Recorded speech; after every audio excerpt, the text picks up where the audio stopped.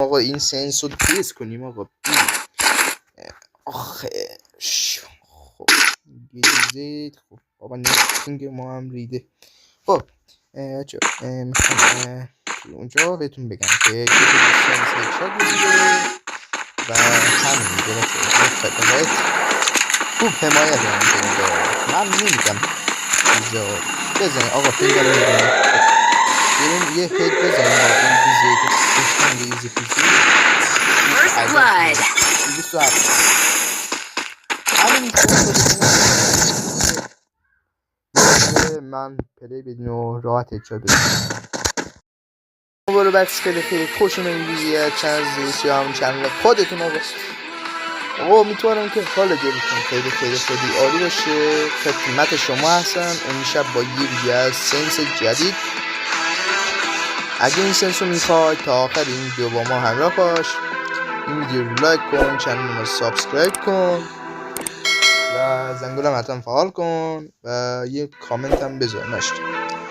خب آقا دیدی که توی ویدیوی قبلی یه سنسی گذاشتم، یعنی سنس یه تست هم رفتم باش. این سنس عالیه. دوباره میگم قبل چنل ما سابسکرایب کن، این ویدیو رو لایک کن، زنگوله هم بزنه، کامنت هم بذار که انرژی بگیره. خب آقا بریم سراغ تست سنس. خب بریم حالا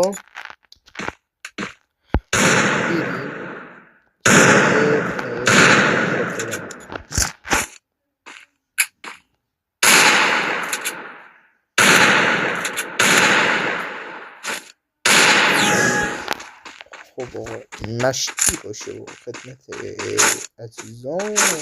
خب آقا دیزیت من برداشتم وای خداتون بمیره. خب فقط عشق کنید این هدشات ها رو، فقط بزنید و عشق کنید، هیچی بهتون نمیگم، فقط بزنید.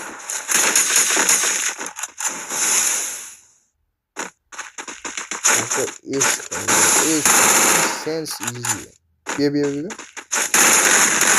First blood. حالا میره ولی حالا هیچی نیست با این سنس واسه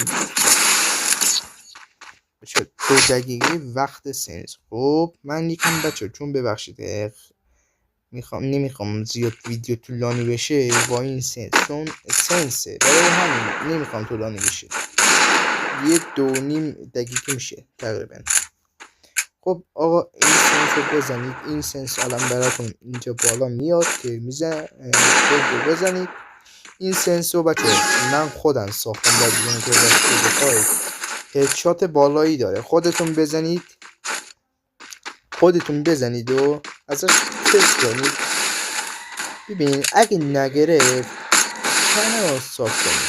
ببخشید میگم نگرفت چنل، اگه هدشات خوبی بهتری گرفت حتما چنل ما رو سابسکرایب کنید، چون خیلی نیازمندم به چی میگن حمایت کنم.